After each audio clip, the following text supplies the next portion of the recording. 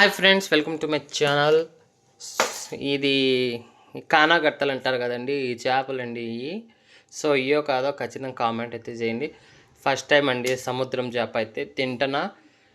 ఇది మా సైడ్ దొరకవు, ఈ మధ్యన తెచ్చి అమ్ముతున్నారండి. కిలో అయితే 200తో తీసుకున్నానండి ఈ చేపలు. నేను ఎట్ట క్లీన్ చేస్తాను యూట్యూబ్లో అయితే చూసి ప్రిపేర్ అయితే చేస్తానండి. కట్ చేస్తున్నా చూడండి.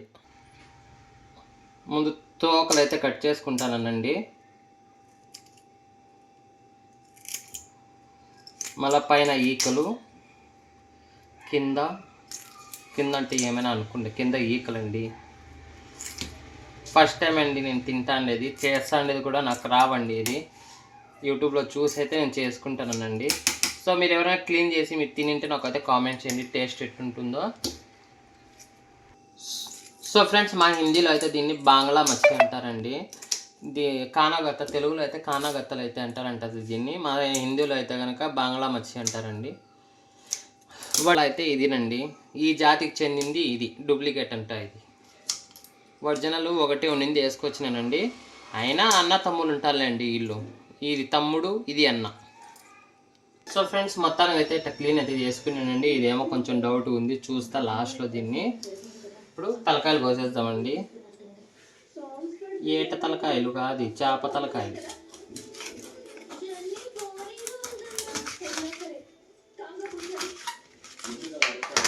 తలకాయలు అయితే కట్ చేసి, అలా లోపల ముళ్ళు అన్నీ ఉన్నాయండి. ఫస్ట్ టైం కదా చేపలు క్లీన్ చేయడం. సో ఏం గుచ్చుకుంటాను చూడండి, ముళ్ళు ఎంత ముళ్ళు ఉందో నల్లగా. సో మొత్తానికి అయితే చేప అయితే నీట్ అయిందండి.